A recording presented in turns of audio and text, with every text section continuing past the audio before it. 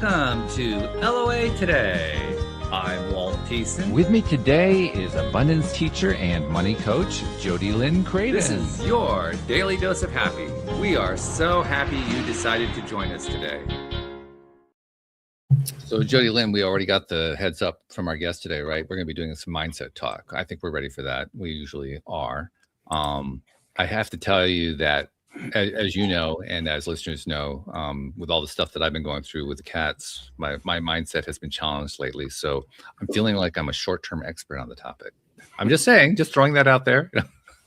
But you know how it is when you go through trauma, when you go through difficult stuff, you get stronger, you get better. You know, it kind of pisses you off along the way because you don't want to have to go through all that in order to get better. But that is one of the positive sides to going through this kind of stuff. And the same thing happened with our guest. Doug Fleener actually went through his own stuff. He's going to tell us about that in a moment. And it made him stronger. We're going to learn about how that worked out to the point where today he likes to help people in a variety of different ways. And we'll go into that as well. But, well, I'm not going to pre-sell it. I'm just going to let him tell the story. So, Doug, welcome to the program. How you doing today? Good, Walt. Thank you for having me. And Jody Lynn, thank you for having me as well. So give us the pre-story, the story that leads up to the story. You know, how did you end up going through your dark night of the soul that took you out to the better place? Well, I like to always joke that probably my greatest accomplishment was being wittiest of my senior class. Okay. And I also probably could have been nominated as least likely to succeed. Okay. And so definitely was least likely to write a book. That's for sure. And yeah, I barely got through school and then went to college and barely got into college. And I discovered that I was working full time, going to school full time and partying full time. So something had to give. Yeah. So of course, I needed the job to keep the partying going. So I dropped out of college and then I went to work for my father down in Florida. And I like to say it was kind of my living my Jimmy Buffett song. He was worked in a marina. And if you know the song Steve Martin never called. But anyway, I was so Margaritaville, but that's okay. I'm okay with that one. You're good with it. So anyway, this was in the 80s in the Miami Vice go fast boat smuggling days, and I ended up owning my own marine supply store, and so many of the smugglers were my customers as well as others, and so it was there that I started kind of I would order product in to sell to the boaters, and then I would use that same money to then buy cocaine from the dealers, the drug runners. And that kind of snowballed, if you will. Literally. And, yeah. Oh, that is a really good one. Yes. Dang it. I wish I'd thought of that. It's always a good one when you're like, oh, I'll use it next time and claim it as my own. So, yeah. So I had a drug addiction that was out of control. I was drinking very heavily. I was stealing money. I was a liar. I was a thief. And my father couldn't figure out why we always had these customers in our store and we were busy, but we were always out of money. So that could be an issue. Yeah. He's like, I can't figure this out. And so in 1987, in 1987, it was Super Bowl Sunday. We had this wild Super Bowl party. Giants were playing the Broncos, if I remember right. And so I'm going to do what, right? I'm in my late 20s, what any person does when life gets hard. I'm going to run away. And so I tied on one Super Bowl Sunday. The next day I wake up, and when you're kind of, if you remember, you're kind of hung over and, it was a hell of a night and you start to open your eyes. Where am I? What have I done? And all of a sudden, as I was opening my eyes, I heard, and we'll be landing in Houston International. I'd actually woke up in the center seat of an airplane. Oh my goodness. with no idea how I got there. Wow. Yeah, and I'm looking around, all these people are like in winter coats, and I'm like in a t-shirt and pair of shorts, flip-flops. I put my hand in my pocket and big old wad of cash. I had stolen the last of the money. Uh-huh. And so I was trying to run away to Hawaii, because if you're in Florida, you know, and you're going to run away, you got to go to somewhere even warmer. It's a rule. Yes, don't know if I'll write a book on how to run away as an adult, but you know, probably be a pretty good seller, right? I would think you get a pretty good readers for that one, I would say. Absolutely. Yeah. Yes. And we run away in so many different ways, right? So just so happens, coincidence, because I was just making a connection to you. My brother lived there. So I called him up, and you know, and he answered the phone. I said, "Hey," and he goes, "Ooh, man, Dad is mad with you." Well, he had figured out while I was gone, and I didn't show up that day, what was going on. Probably So, wasn't too hard to figure out when all the money was gone.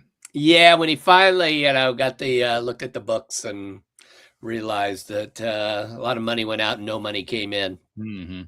Yeah. And I was fielding calls from vendors who wanted paid and never told him. Mm-hmm.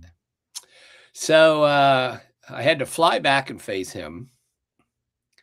And it was at that point that I realized, my life's probably not going in the way it should be going. You Might have a need gift to make of a change here. understatement. What's that? You have a gift of understatement. Yes. Oh, you'd imagine that was the hardest flight and conversation ever. Yeah. So, by the way, I just have to interrupt you. I have to tell you something. One of my other co-hosts, Joel Elston, he was actually my 12th interview back when I started the show in 2012, and we're still doing shows today, has a very similar story to you. He's also from Florida. He also stole from his father's business. He was a gambling addict. He went to Nevada and gambled it all away and then was homeless. But the parallels here are really quite fascinating. So go ahead. I just want to let you know that this is not unknown to me. That's amazing. I was going to get a little upset if he also woke up in the center seat of an airplane, because it is a little bit of no. He just ate his breakfast out of the dumpster in the back of a McDonald's. So yeah. I've been very close to that. That's for sure. So I had to fly back to see my father, and my father, he said, "Well, you know," he was obviously angry. Going to have to do something. So a friend of his child was going to this therapist, and he goes, "Go see this therapist, see what he says." So I go see this therapist, and he goes, "So I have this theory about alcoholics and drug addicts, that they're actually warriors from the past, and the problem that they drink and drug is because there's no more battles to fight. So what I could do is hypnotize you and talk to that warrior." And I'm like, "Oh, hell no." Okay. No. And he goes, People "Well, if you're wonder why I sometimes question, the credentials that people have in their careers. There's a perfect example of it, but we'll just leave that one lying there." Oh, yeah. I'll never forget. I want to talk to that warrior. I don't want to know what happens when I'm hypnotized. Okay. Yeah. But you're so right. Like, how did he? I don't think he was really a therapist. I think my father's friend was being taken a little advantage of. It's also kind of a funny thing for me, because I mean, I've always been one who wanted to do alternative stuff. But Joel actually got into being a therapist and then later a life coach, and he got fired from jobs because he was doing alternatives. He would teach law of attraction along with helping them with the traditional therapeutic stuff, and the employers didn't like that. So I mean, I lean on the side of the alternative, but I also like the alternative to make sense. I'm just kind of funny that way. Yeah. What right, Jody Lynn? I mean, you and I both tried stuff, right? We tried a lot. Absolutely. And I've tried really way crazier things. Yeah. I've never but there's like a thread to ours that actually makes sense. It actually works. Yeah. I was about to say, who says he's not, wasn't right? I mean, I don't know. I can But just for tell that to be you, the first thing out of his mouth. it That's was one what- of the first. Yeah. Yeah, it was funny because, and the way I tell it's kind of true because he was kind of leaning in. So I have this theory that Like a conspiracy warriors theory. from a Yeah. previous life, and I can talk Mhm. to that warrior. So it's like, Okay. I'm good. But what he did say is, well, you might go into recovery. You might look into, why you're drinking and drugging so much. And Good advice. I like that. yeah. Yeah. and that was 39 years ago, Okay. Wow. and I've been clean and sober since. Good stuff. And thank you. And so that guy who could have been voted least likely to succeed and bankrupted a family business was able to slowly start changing my life. I am curious to know what happened to those the days. family business, though. We had to actually sell it, and there was no money left. And I will tell you the best part of that story is that really hurt my father. I mean, he was my partner, and he put the money Mhm. up, and he was probably in his 60s at the time, 50, Mhm. And it changed his lifestyle. Mm. And that man never resented me for it. Wow. Wow. Talk about the power of forgiveness. Yeah. Right. And he became probably one of my biggest fans as I started to succeed in business. And he also didn't mind those monthly checks I sent for a long time to pay him back. There is that side to it. Yeah. Yeah. Oh no, I had to pay him back as much as I could. So Right. Mhm. Yeah. But did you find that his forgiveness came before the checks? oh yeah, Oh. definitely. Yeah. Yeah. That's yeah. a pretty profound thing, that he had no guarantee that you were going to give him anything or that he'd ever see that money again, and still chose to be your biggest fan. Yeah. Thank you. He part of him, he sort of blamed himself a little bit for it, that he should have known. And I love that saying, screw me once, shame on you, screw me twice, shame on me. He'd probably never loaned me money again. Yeah. I would think. Or Yeah. went into business with me. Yeah. But he was very forgiving. So That's amazing. yeah. That's very cool. It's- What yeah, do you thank think you. were your biggest takeaways from the whole experience, though? Something happened. So when I went into recovery, I started going to some 12-step meetings. And one quick story was I walked into this one room and it was bright and all these people were laughing, and I was amazed that anyone was having fun without drinking and drugging. And so I'm just standing there kind of overwhelmed, and two old guys walk up to me, and they're on either side of me. And it's two old fishermen who come to my store all the time. Oh. And one of them looks at the other and then looks at me and goes, well, we've been waiting on you. Wow. So clearly I did not have my crap together as well as I had thought, who just customers had kind of know how Mhm. disastrous my life had been. Mm-hmm. Yeah. And so, the takeaway, and we'll talk a little bit, about the book, but one of the key things is I went back in my life and said, okay, at all these times in my life when something big happened, like when I finally realized I could no longer drink and drug, or the small things that happened, one of the things I saw was that there was some interruption to the moment, something that would interrupted my thinking, whether it was, my reactions or just how I, my routines, my habits. And because in part of that story is about like 10 days afterwards, so I'd blown up my life. I was broke. I was going to have to get a job. I had to sell this business. And I thought I should just try to be able to fix everything in a couple of weeks, because I'm just overwhelmed with how many people I'd hurt and everything. But this guy said something to me that really was profound. I mean, simple, but profound. And sometimes, right, those are the They most usually profound. are. Yeah, the profound is usually the simplest. Right. Yeah. He goes, well, look, he says, yeah, you all these things you think you gotta do. What if today you just went a day without a drink or a drug? Mm. And I was like, no, man, I got to get a job. I got to do this. I got to do that. And he says, well, what if today that's all you did? And so I could kind of trace it back to that was kind of a real monumental moment when I realized, I just, the gig was up. I had to change. It sounds similar to my friend Joel, the one I was telling you about, who for him, one of the key moments came when he was on like the worst possible losing streak. He was a gambling addict, and he was on a losing streak where literally nothing came in for like days at a time, weeks at a time. Everything was a loss, everything. And one of the reasons he kept going as an addict was because, well, my life's got to change at some point, so I'll just keep going until my life's going to change, right? Yeah. And I guess he went to the dog track this one particular day and finally picked a race where the dog won. And he was so excited until he looked at his ticket and found he'd gotten the wrong dog on the ticket. Oh, no. So even when he won, he still lost. That is a sign right there, isn't it? Yeah. Divine intervention. That was a signal like, okay, pay attention here. It's what I call the 2x4 rule. Jody Lynn has heard this one a few times. The 2x4 rule, different people express it different ways, but for me, it's where the universe starts off by whispering in your ear and you ignore it.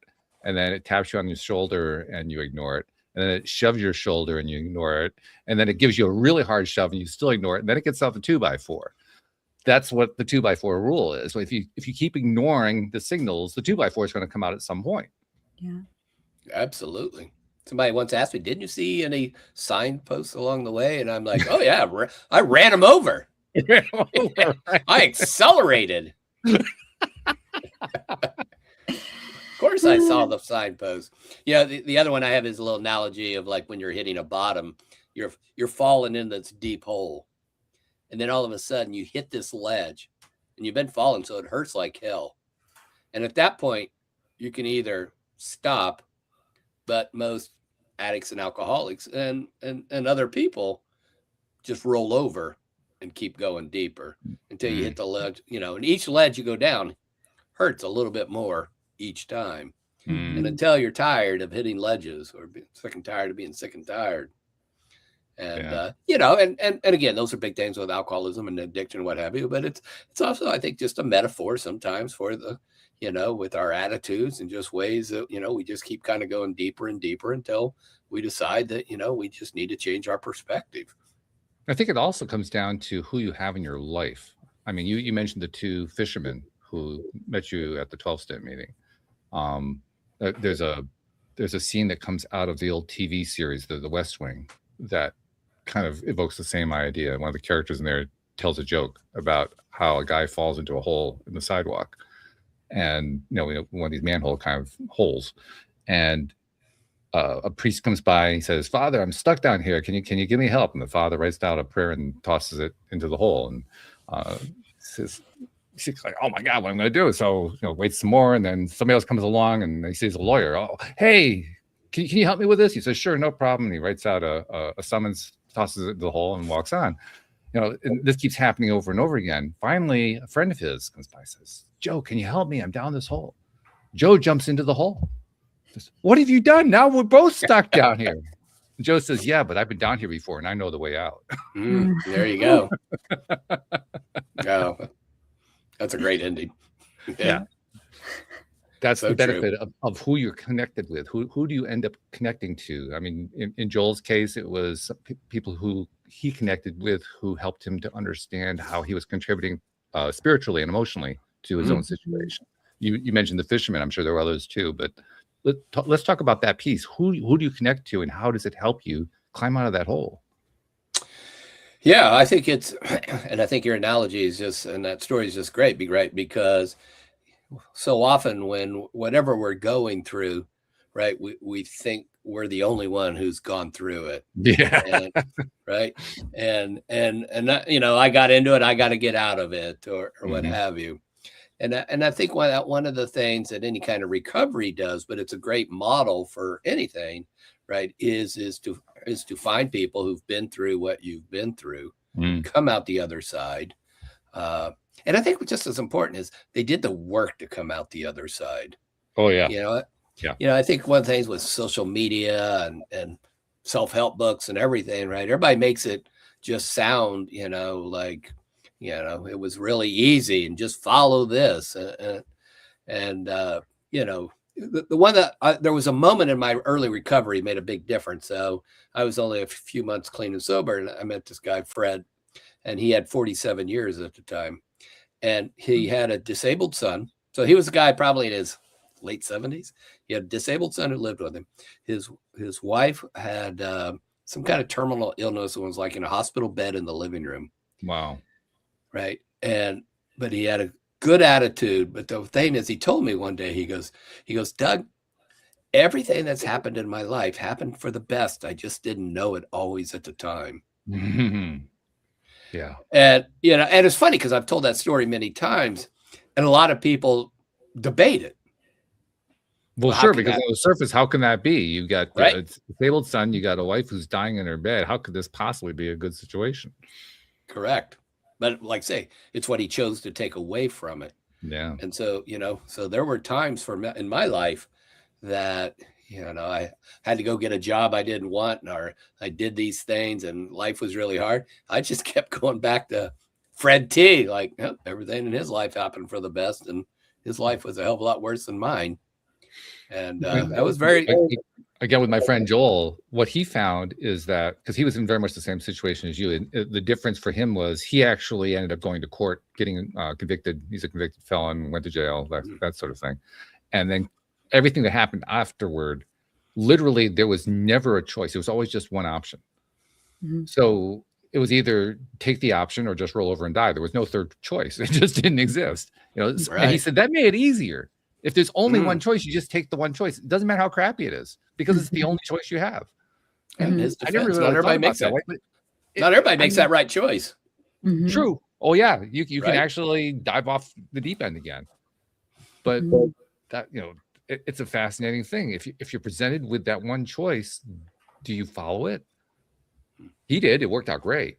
Right. Yeah. Yeah. And look, and I think sometimes the most difficult ways we don't actually realize is the easier way. Yeah. Yeah. Right. But we don't know anything about that. No. Yeah. No, it seems more difficult on the surface, but once you're through it, you're like, oh yeah, that was easier. Right. Yeah. I mean, and so, yes, versus keep going and, hitting your head up against the wall over and over and over and keep doing the same things and thinking, there's going to be that breakthrough. There's going to be that change or what have you. And instead, sometimes, what looks hard is kind of actually easier. Mm-hmm. It's funny, but you don't see that right away.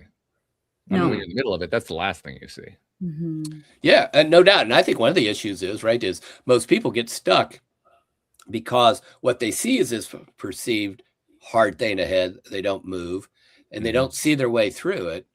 Right. But clarity, people wait for clarity, but action is what creates clarity. Mm-hmm. Right. So not staying on the same point is what creates clarity. You have to make some sort of motion. It can be, and action is certainly the easiest kind of motion to make, but there are lots of different kinds of motions you can make. They can be mental, they can be spiritual, they can be emotional. But the point is, are you going to stay where you're at? Which people do. This is one of the more fascinating things. We call them comfort zones, which they really aren't. But people get really weird word when you think about it, right? Yes. Yeah. You're so uncomfortable in your comfort zone. Yeah, right. Yeah. But it's because it seems at that time to be less uncomfortable than the alternative. Mm-hmm. Whether it's not, it doesn't really matter whether it's not true. It just happens to be that's the way we tend to look at it when we're in those comfort zones. But people stay in them. And I don't think when you stay in them, you realize in most cases that you're torturing yourself. But that's what we do. Yeah. We torture, right, Jody Lynn? I mean, totally. Yeah, I think I lean back on that phrase that you were just talking about. It always happens for the better. And I don't really know where I picked that up in my life. I can't quantify a specific person that said it or a place where I learned it or whatever. But I remember being shook when I saw it or saw that phrase or heard that phrase and actually tested it against my life and the crappy things that happened. And as I look back always something better.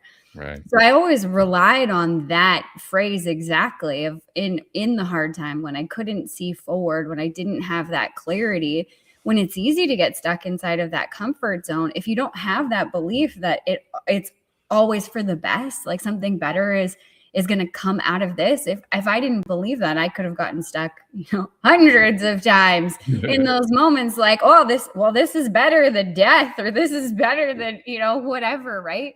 But I really glommed onto that phrase of it's always happening for the better. And I just may not be able to see it in this moment. That's really, really tough. But I know that one day I'll look back and I'll see it. And I knew that to be true from everything that I had been through up to that point, and seeing it like, oh yeah, it's true. I am better. That was for the better. But I could have never connected the dots. And I think that's so interesting too, with the billions. That's what I've learned, is there's billions of possibilities that are available to us in every moment of what could happen or what could come to be. And I mean, my imagination isn't as great as the source, the creator, whatever you want to call it, God, all of these things. Like, that plan is more masterful and more amazing than I could ever comprehend with my own, imagination today. So I would lean on both of those things. Like, I can't imagine how great it could be. So why am I pigeonholing myself because I can't see? Do you remember? I mean, it's often hard to identify something like this because these are transition things that happens over time. But do you recall like a turning point where that realization really came into sharp focus in your mind? Yeah. When I was like in my early 20s, when I had, I think I had just broken up with like my first long-term boyfriend. It was a like emotionally abusive relationship. And in those moments, like we had a house, we went through the crash of 2008. It was worth half of what we paid for it.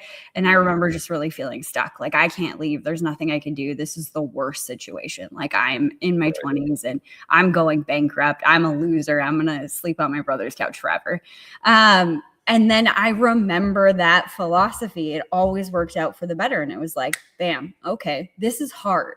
This is going to suck for a while. And I don't know what this is going to look like, but I know it always works out for the better. Do you remember why you believe that though? I mean, because that's an extraordinary thing to believe when you're in the midst of something like that. No, I think I did a lot of I started doing some personal development from then, but from a young age, I was molested when I was a kid.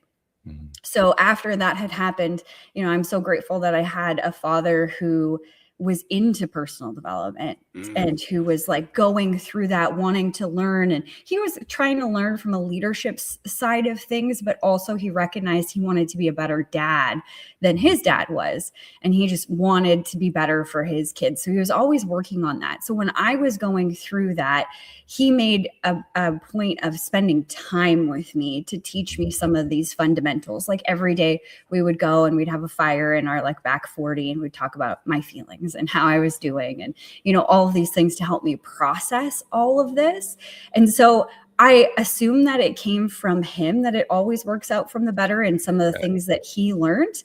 But in those times, like when I was in my early 20s and going to university for the first time, I remember taking a psychology course and they started talking about Maslow's hierarchy of needs. And I saw the hierarchy of needs and I was like, no, you're wrong. Wayne Shep made that. He told me about it. Like my dad's been telling me about the hierarchy of needs since I was like 10 years old. Like I was just, like, oh, that didn't come from my dad. Not that he ever said he made it up in any way, but I just assumed that this did come from him. Well, yeah, this wisdom was coming from him and he was teaching me. I didn't really think about where he had learned it or whatever. So I remember in that moment being like, oh, he learned these things from someone else. So I think it was in that time in my journey of growing up with his influence and him being so close to me because of everything that happened and him taking that time to teach me those things. It had to have come from there. And it was a really awful and catastrophic thing to go through. And I think he really wanted me to see that there was another side to this, that there was, the light at the end of the tunnel and, wanted me to be okay and forgive the individual and let go not condone what the person did, but let go of that before I didn't have a chance to let go of it. He was worried something was going to happen with the individual. He was a young man. He wasn't even an adult at the time. And so, I was so grateful that somebody implanted that in, that he implanted that in, and that I could see it real time because I relied on that. Every time I look back, it was always better. So there's another example of being connected with somebody who is the right person to connect with, somebody who 100%. Can give you that I know the way out routine. Exactly. Very powerful story. Thank you for sharing that. Yeah, thank you. Yeah. I think so. Let's fast forward a little bit, because I think we got a pretty good lay of the land where your life has been concerned, Doug. But you got past that formative period. that's probably the polite way to put it. But you got past the formative period. You learned stuff from it. How did that actually translate into how you applied it in your life? Yeah, what I think probably the biggest thing that I started to apply is, and actually I wrote a book 2 years ago kind of based on this, and was that what I could see and what was changing my life in recovery could also help me in my career and in my relationships. And probably one of the biggest things was really about to be able to live in the day, right? And so it and in recovery it's very focused on a day at a time, if you will. But one of the things I started to see was that so often we have these things we see out that we want, and we start to plan for it, and we start to whether we make vision boards and these long-term plans.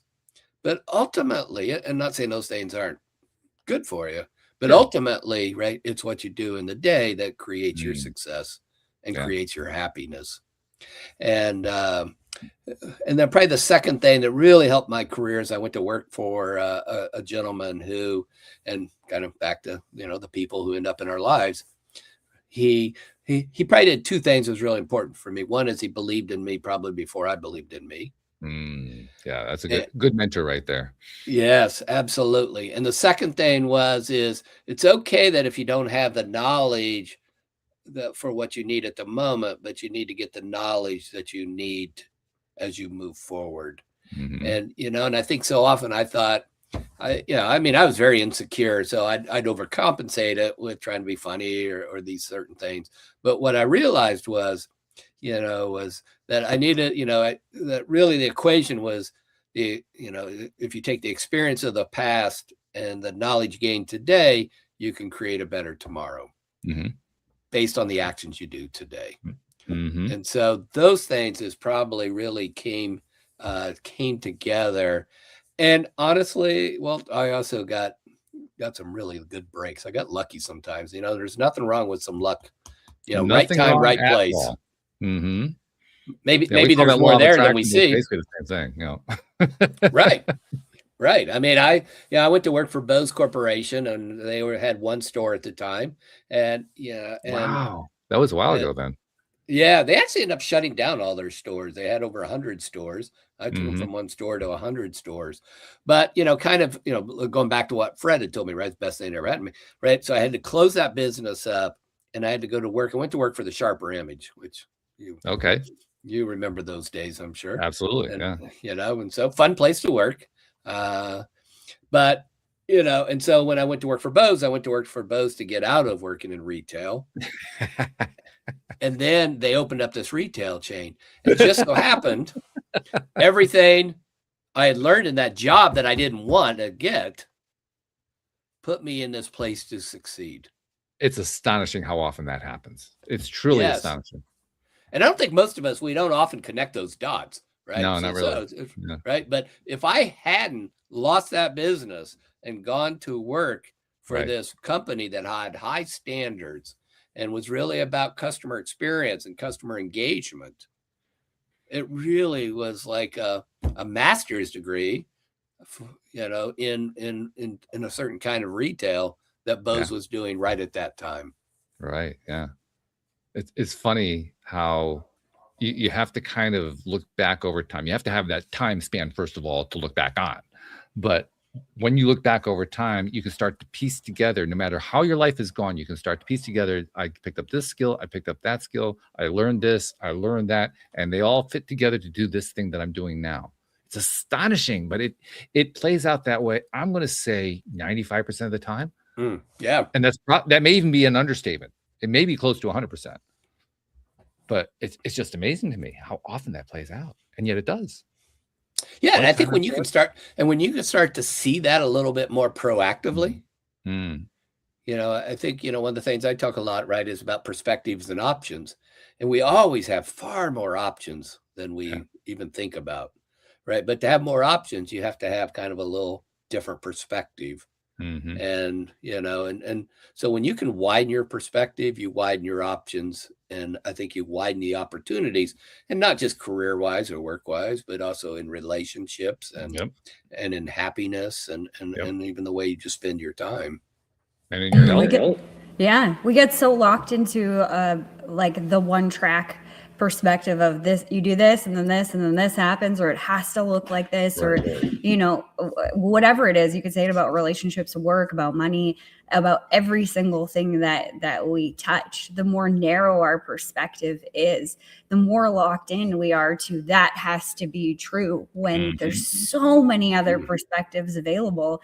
And you're right, we do close off those opportunities or those possibilities by being so narrowly focused. Just taking that step back and seeing that, two things can be true at once.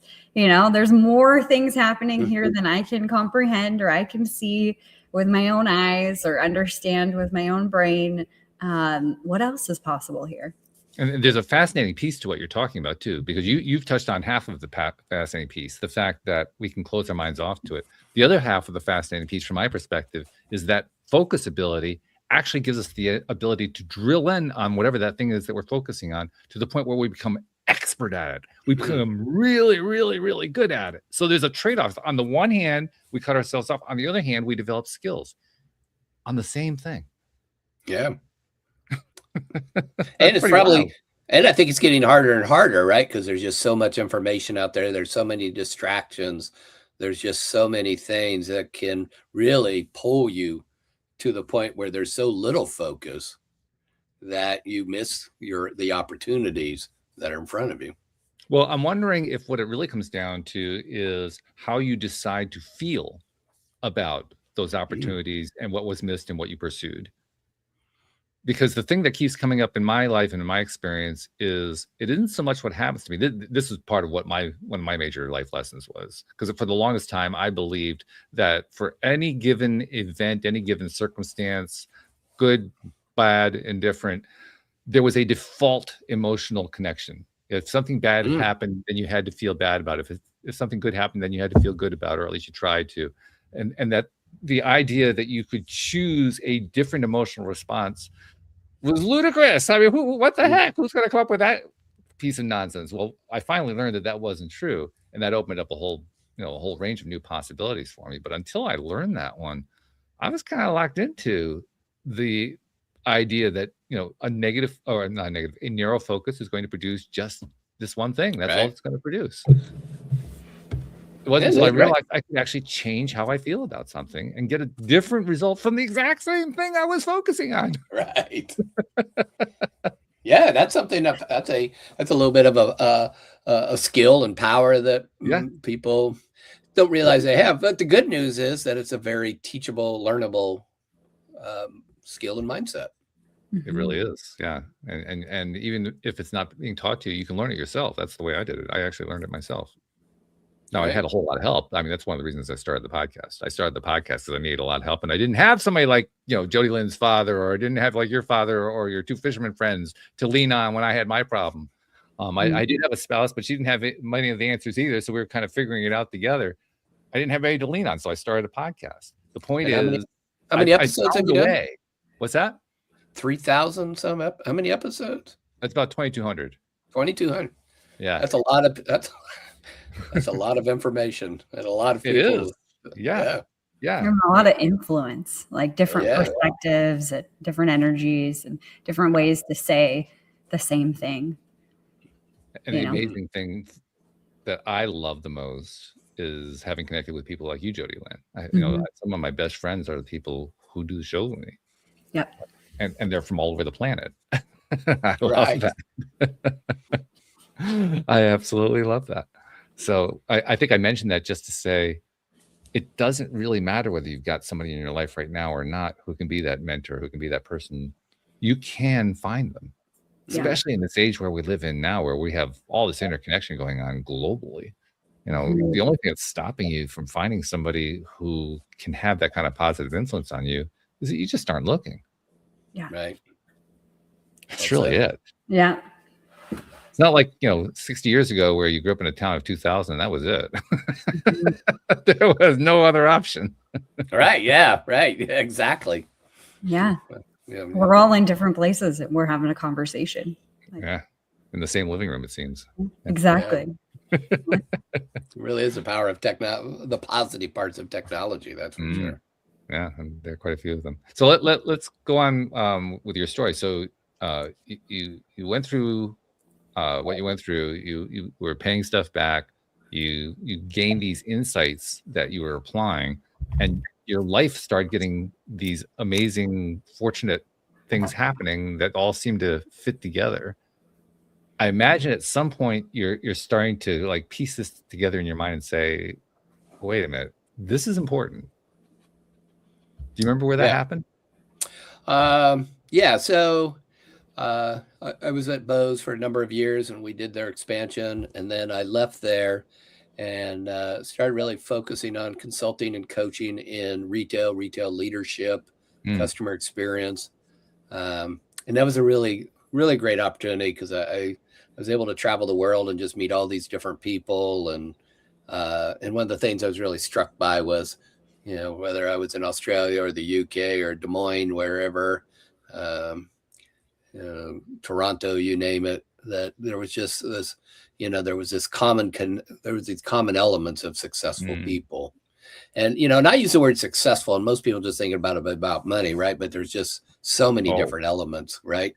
So many different ways that you can be successful. Right. Absolutely.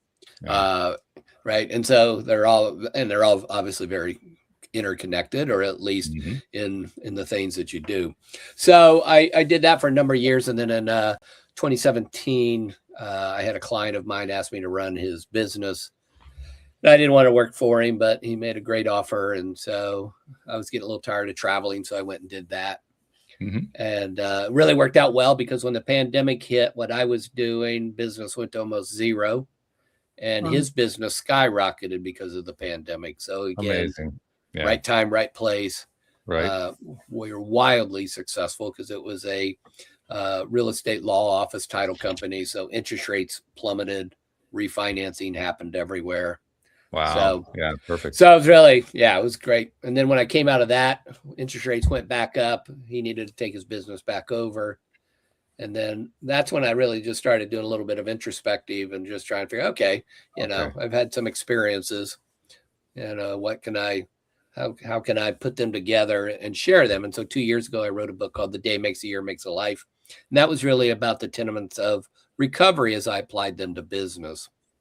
And then my most recent book, Start With What If.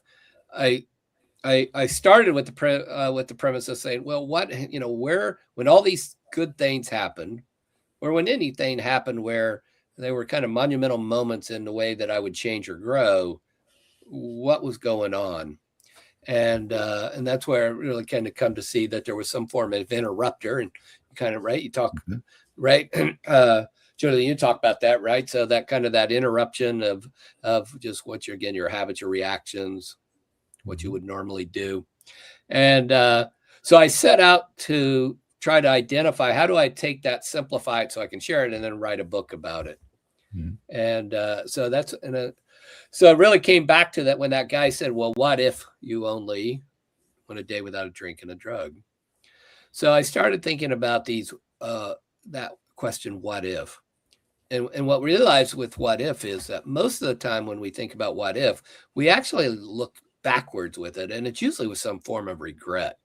Yeah. What if I hadn't gotten married? What if I didn't study that in school? What if I hadn't stolen all that money? All these sort of things. Yeah. But what I realized is that when that gentleman asked me that day, what if, what he did is he not only interrupted my current thinking, but he gave me a whole new perspective.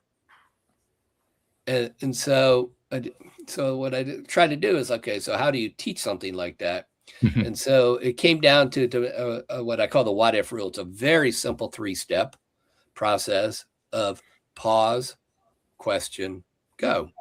Right. So anytime something good, something bad, so there's always this opportunity for a new perspective. But first, you have to break the moment with a pause.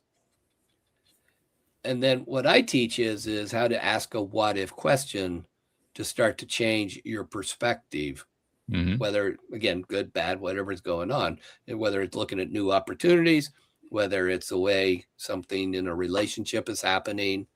And then, so, you could say it's somewhat around mindset, but the piece I think missing for a lot of people with mindset is they don't then take some form of action. And so the key thing for me though is, okay, so I got this, I'll write a book about it. Then I realized, if you're going to share something with the world that's supposed to be simple, it shouldn't take 250 pages to explain it. And there's a lot of books out there, right, that have a simple thing, 250 pages. So what I did is I wrote a chapter on the what if rule and a chapter on what if moments. And then the rest of the book is about how to learn to practice it on a weekly basis so that it becomes a skill that you can use in any moments. I'm curious about something because the whole phrase "what if," which is a very short phrase, but the phrase evokes something in my mind. There's a teacher that both Jody Lynn and I know of that we like, and I don't know, you may know the teacher too, called Abraham Hicks.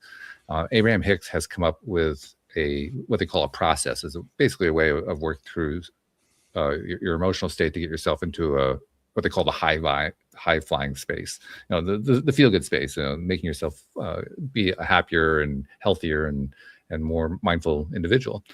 The process is called, instead of what if, it's wouldn't it be nice if. In other words, not just picking something that is a what if, but something that is a what if that you would actually like. Because there's also the possibility of picking a what if you don't really like. Very much. I can give you an example of that right away. One of my businesses, I have a gardening service business, and one of my employees left toward the end of last season to go do a sales job. She wanted to, expand her horizon and so forth. Well, she's coming back this year because she found that she really hates just working for the money and wants to actually do something that she loves. The point of bringing that up is she had only asked the first part of the question, what if? She hadn't asked herself, wouldn't it be nice if? She kept thinking, well, I really need this. This is important to, having a good life, but I'm not looking forward to it, but I got to expand my horizons and so forth, instead of, wow, here's what I would really like to do. Right.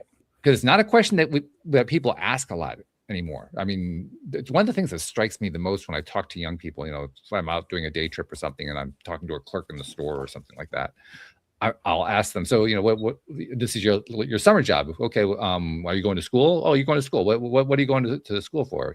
What's your major? What are you doing? And they tell me the story. And almost 9 times out of 10, just from the way they're telling the story, I can hear from their voice, I'm doing this because that's where I'm going to have the most successful career, where I'm going to make the most money. I'm going to have the American dream and so forth. And so I'll ask them some question that essentially says, yeah, but what's the part of it that you love? And I get these blank looks back. Right. You know what I mean? Yeah. Yeah. Totally. And it worries me a little bit because these are people who have never really been challenged on, well, what is it that you love? What's your passion in life? What's important to you? Well, and it's interesting because there's this shift in our society about mental health and being like awareness and like ascension and understanding and all of this stuff, especially over the last 5 years when it comes to ascension, at least. But I mean, I think that it's been longer. Our society has been, looking at this context, if you will. And from my dad's day, he would tell me about, the ladder on the wrong side of the building or the ladder up against the wrong building. Sometimes you'll chase something and you'll get to the top of the ladder and realize it's not what you thought it was going to be, or it's the wrong building. And And so that philosophy has been in play for a long time. And yet we're still having this issue of driving towards money exclusively, essentially, money, status, power, whatever, and missing that piece of what about the joy? What do you love about it? And I had this exact conversation with my niece. She's, saying, I want to do this and I want to do that and I want to do this and, whatever. Right. And she landed on anesthesiologist. She's only, 15. So she's got some time to change her mind and whatever. Right. But anesthesiologist. And I said, what made you decide on that? And she said, oh, well, I just watched my friend's dad do it or whatever. They had a career day and they got to see it. And it literally, the anesthesiologist sat there and played on his phone the whole time. And he makes like $250,000 a year. And so I want to be able to sit on my phone and do nothing and make $250,000 a year. Like, I don't even have to talk to anybody. Like, well, I think you should probably do more research into what an anesthesiologist is responsible for. And I also said, like, you do realize that this is like a significant amount of schooling, like 7 years or whatever it is. You have to go through this significant amount of schooling, which is grueling. What is going to keep you going? Because, you're not going to make $250,000 the day you enter school. You're probably not going to make it the day you exit school. You're going to have all of this debt in between. What's going to make you keep going? What do you love about it? And the exact same thing as you experienced. Well, blank face. I just want to be on my phone and make a lot of money. I want to be really rich. And my other niece said the same thing. I want to be a YouTube influencer. And I'm like, oh yeah, okay. Why do you want to do that? Because I want to be really rich. Okay, great. Auntie's got a YouTube show. Okay, are you really rich? No, I'm not really rich because of my YouTube show. You must be doing it wrong, she says. Cool. Yeah. But we're missing that conversation with our young people about what they like, their heart is truly calling to. Yeah. Hopefully they find it, how many people go into college think they're going to study one thing and do that. Although we could say that's a little bit of the problems with losing liberal arts and right. These kids are deciding like what sport they're going to play at age 8 and what they're going to study in college at age 10. Yeah. And I just hope the anesthesiologist looks up every now and then from the phone. Oh, if I'm laying on the table. Exactly right. I just had surgery after that conversation, like 2 weeks after. And the first person that I talked to, like waiting for surgery, was the anesthesiologist. Tell him put his phone away. Yeah, no, he didn't have a phone at all. He was just asking me all the basic questions. So I was sure to go back to my niece and say, you do have to talk to people. That's the first person I talked to before surgery was the anesthesiologist. And she's like, no, you don't have to. I'm like, yeah, talk to him. I talked to my guy, like there's a little more involvement. Well, it also struck me that anesthesiology is about numbing to prevent the pain. Yeah. How many addictions are about numbing the pain? This is somebody who's figured out, hey, there's a way to be addicted and be paid for it. Yeah. My first thought is they have good drugs. So, no matter how long I've been clean, my brain still goes there. You were talking about, the different ways to use kind of a what if. And one of the stories I love to tell in the book is about changing perspectives. And sometimes, right, it's the little small things that make the big difference in our life. And so my favorite story, which I always share, is that there's a woman who her husband always left cabinet doors open in the kitchen, and it drove her nuts. And it really upset her. And so it got to this point where she would think about, why doesn't he respect, me? He knows how much it bothers me. And then one day it's, well, what if every time I just close the door, I think about how something special about him. Right. And so it's just so simple. So what if I just change how I think about this moment and change that thought? And that for me is just such a great example of just a little thing in our life that asking, well, what if I do something different at this moment, how it can change. And it's one that I was like, oh, I'm using that one right away. Right. So not only do I use it in the book, but I use it every day in my own life. Sure. Well, it also occurs to me that this is a law of attraction concept, but when you do make a change like that, not only are you changing your own thought process, which is huge because it's going to have ripple effects in your own life, but you also have ripple effects in other people's lives. That can actually lead to some kind of shift in behavior with him, the guy who's leaving the cabinets open, just because there's this new dynamic going on. And like, oh, wait a minute. We may not understand what the dynamic is or why it's happening, but on some level we notice it, and it impacts our thinking. Oh, absolutely. It's got to put that energy you put out there, right? Yeah. So instead of walking in the kitchen, and even if she doesn't say anything, right, it affects her energy, and that transposes over to him or even others around him. Yeah. I mean, one of my favorite stories along that line is a guest who was on the program who she decided to make Post-it notes and leave Post-it notes for herself around the house to remind herself, be positive, good things are happening, all that kind of stuff. And it turned out that, and she was doing it, I guess, because she wanted to lose weight. She had like 30 pounds or something she wanted to take off, and did it successfully. Her husband did the same thing because he was reading the same notes. It was not her intention for him to read the same notes, but because he read the same notes, he got the same kind of results that she was getting. That's awesome. Yeah. Now you got to share a shot. Yeah. It's not the same anymore. So in some of the time we have left, give us a few more tidbits from the book. I mean, obviously you don't want to give away the store, but just give us one or two more things to kind of. Actually, I do give away the store, and I'll talk about that at the end. But fair enough. It's 53 weeks of questions, and I do 53 weeks because I think you should always give people a little bit more than they expect. So they expect 52. So I do 53. But if I just I'll just open one up, and week 31. What if this week you did something you've been thinking about that brings you joy?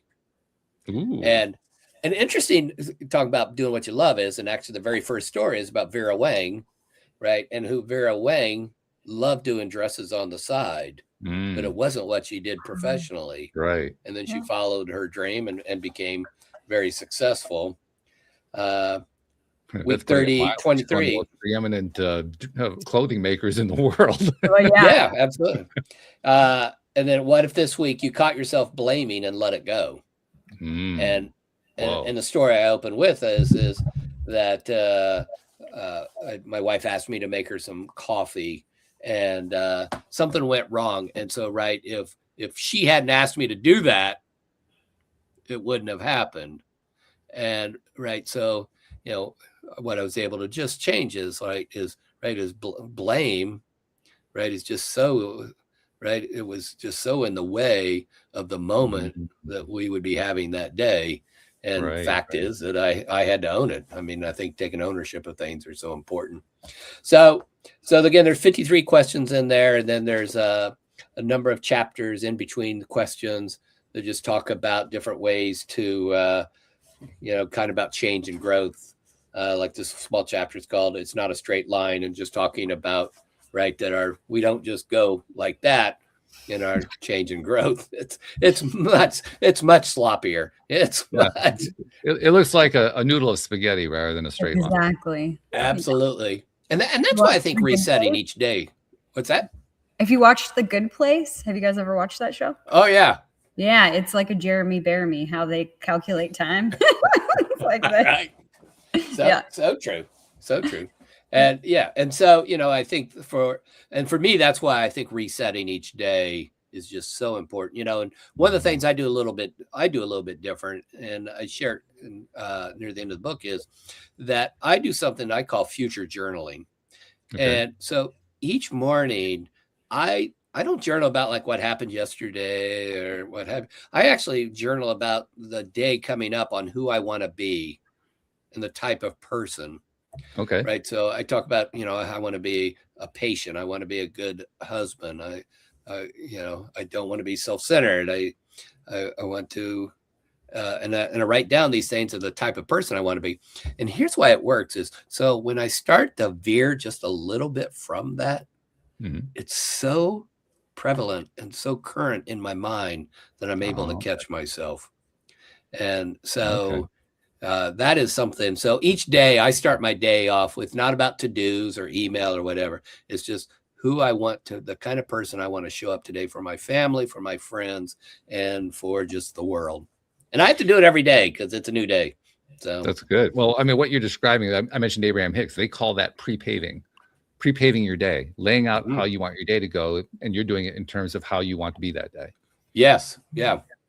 And then I go to kind of what are my priorities and what are kind of my to-dos. Yeah. Good stuff. I like that. Yeah, I love that. So the name of the book is Start With What If. This book is out, right? Yep. It's available Amazon, Barnes and Noble, bookshop.org. It's available around the world. And if they go to Buy What If, well, actually, I'll tell you, let me give you a different. So I know you've got it in the my website notes, but I actually give away 44 pages of the book. I give away the entire framework. Okay. Because I want people to have how to start with what if. So it's about like 12 chapters of the book. And so if you just go to startwithwhatif.com, and if you go there, you'll be able to just sign up and get it. You can read it in your Kindle, on your phone, and PDF, however you want. And so it's a free download. And then again, you can purchase the book. Yeah, I love that. Yeah. Do you also like hearing from readers? Yeah, I love to. Yeah. Yeah. And I hear from them. I hear from them a lot. And okay. What do they do? Do they contact you through the website? How does that work? Yeah. It's interesting. I actually, one of the things is pre-launch, I put the book up on a thing called NetGalley, where a lot of librarians and the reviewers are there, and got a lot of great feedback on the librarians. And some have been really powerful, just, but again, the simplest ones, I'm a better wife, mother, and worker as a result of the book. Oh, wow. That's really good. What more, more could I ask for? Now, if I could just get in my daughters to read the book, I mean, it'll come. Ripple effects. Although a couple of years ago, Business Insider did a story on me, and the headline was, "He woke up in the center seat of an airplane." Yeah. And I'm like, my daughters, I got 2 in the 20s and one who's 17. I'm like, oh, you must be so proud of Dad. Plastered across the internet. Yeah, it's funny how those experiences just keep coming back, but they do. That's part of why they're learning experiences. Hey, and they're part of our story, right? Yeah. I think, Jody Lynn, you just, you really moved me today because you really embraced your story. Right. And you get that. Well, she's also, she's a money coach. So, she's used to telling that particular story in the way that ties into the money. That's why it flows so easily from her. Yeah. And it's funny, right? Just how all those sort of things, people don't even equate them with how they deal with money. It's true. Yeah. It took me a long time to figure out how to deal with money. Yeah. Well, one of the other things I love about Jody Lynn is she's also really good at tying together how the conversation went. I'm going to ask her to do that again today, right here. Because, well, first of all, I know she's going to have a whole lot. Because I don't know if you know this, Jody Lynn, but you have like a barometer that I can just really easily read. The barometer is, there are times when you just jump right in and I say, okay, she's engaged. Like, he's going to have like 25 minutes that she's just going to have to condense down to 3 in order to do it. But she was so excited she got the dog. So exactly. When she wants to bring the dog in on it. That's right. Which was really cute. Yeah, thank you. She's a pain in the butt sometimes, but okay. So I feel like we covered a lot of ground today, but there was a couple of things that tied together that really stood out for me, and that I think is such a beautiful reminder, Doug, for all the people that are listening, and for Walt and myself.